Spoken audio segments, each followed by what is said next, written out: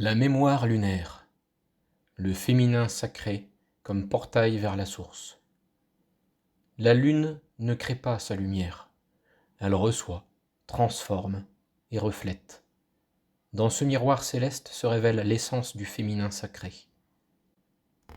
Bien avant que les mots ne séparent le monde en catégories, le principe féminin était reconnu comme le grand réceptacle, non par faiblesse, mais par puissance suprême de transformation.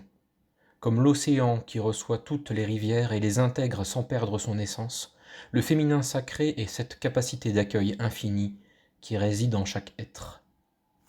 Le féminin lunaire n'est pas l'opposé du masculin solaire, mais son complément nécessaire. Sans la lune pour la refléter, la lumière du soleil ne révélerait pas ses mystères dans l'obscurité. Sans l'obscurité pour l'accueillir, la lumière ne reconnaîtrait pas sa propre nature. Ce que Jung appelait l'anima n'est pas simplement la part féminine de l'homme, mais la matrice même de son âme, son lien vivant avec l'inconscient collectif, avec les eaux primordiales de l'être. L'homme qui rejette son anima ne rejette pas seulement l'autre en lui, mais la porte même qui le relie à la totalité de son être. Car l'anima est gardienne du seuil. Elle est la prêtresse qui se tient entre les mondes visibles et invisibles. Elle est la médiatrice qui transforme l'énergie brute en conscience vivante. Homme, comprends que ton chemin vers la plénitude ne passe pas par le rejet du féminin sacré, mais par son intégration consciente. Cette intégration n'est pas une conquête, mais une danse, non pas un sacrifice de ta force, mais son accomplissement véritable. Quand l'homme embrasse son anima, il ne devient pas plus féminin, au sens culturel du terme, il devient plus complet, plus intégré, plus capable d'accéder aux profondeurs de son être. Il retrouve sa capacité d'accueil, d'écoute profonde, d'intuition directe que la culture du faire et du prendre lui avait fait oublier. La société a longtemps valorisé le principe masculin de l'action, de la séparation, de l'analyse, créant ainsi un déséquilibre qui se manifeste dans notre relation au monde. Ce n'est pas en rejetant ces qualités, mais en les équilibrant par le principe féminin de réception, de connexion et de synthèse que nous retrouverons notre intégrité. Le féminin sacré n'est pas une énergie que l'on possède ou que l'on acquiert. C'est un état de conscience que l'on reconnaît et que l'on honore en soi. C'est la capacité d'être à la fois le calice et ce qu'il contient, le champ et la semence, la question et la réponse. Et quel est le lien entre ce féminin sacré et la source ? Il est le portail même, la voie d'accès. La source ne se conquiert pas, elle se reçoit.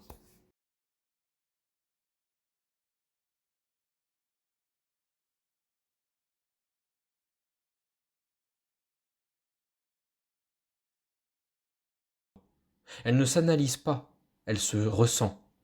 Elle ne se possède pas, elle se devient. La source est cette présence qui précède toute manifestation, ce silence qui précède tout son, cette unité qui précède toute dualité. Et le féminin sacré est cette qualité de conscience qui sait recevoir sans saisir, connaître sans diviser, être sans s'approprier. Les cycles de la lune nous rappellent cette vérité fondamentale. L'obscurité n'est pas l'absence de lumière, mais son utérus, le lieu sacré où la lumière se régénère avant de renaître. De même, les moments de vide, de repos, de réception dans notre vie ne sont pas des absences, mais des matrices de gestation. Pour accéder à la source, tu dois apprendre à devenir comme la lune, à recevoir pleinement, à transformer intimement, à refléter fidèlement. Tu dois apprendre à honorer les phases de la vie, la plénitude et le vide, la manifestation et la dissolution, l'expression et la réception. Le patriarcat n'a pas seulement opprimé les femmes, il a opprimé le féminin sacré en chaque être, créant ainsi une humanité déconnectée de ses racines, de ses cycles, de sa capacité d'être en résonance directe avec le mystère de l'existence. Réveiller le féminin sacré en toi, c'est retrouver cette capacité d'être un vaisseau conscient pour l'intelligence de la vie. C'est retrouver ta capacité d'écoute profonde, non pas l'écoute qui attend son tour de parler, mais l'écoute qui devient ce qu'elle entend. Comme le disait Jung, l'intégration de l'anima n'est pas une étape du développement psychologique. C'est l'œuvre d'une vie entière. C'est le chemin même de l'individuation, de la réconciliation des opposés, de la réalisation de ce qu'il appelait le soi.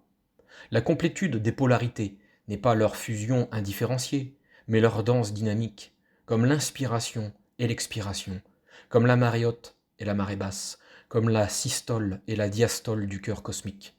Masculin et féminin ne sont pas des catégories figées, mais des principes vivants qui s'interpénètrent et se fécondent mutuellement.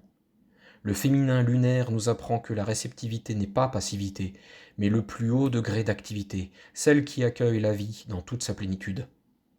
Comme la surface tranquille d'un lac qui reflète parfaitement le ciel, la conscience réceptive du féminin sacré est le miroir parfait, où la source peut se contempler elle-même.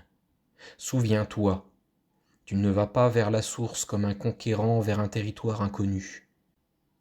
Tu t'ouvres à elle comme la fleur s'ouvre au soleil, comme la terre s'ouvre à la pluie, comme l'âme s'ouvre au mystère de sa propre profondeur. Et dans cette ouverture, dans cette réceptivité sacrée, tu découvres que ce que tu cherchais a toujours été là, non comme un objet à saisir, mais comme la matrice même de ton être, comme le sein maternel de l'existence, qui n'a jamais cessé de te nourrir, même quand tu l'avais oublié.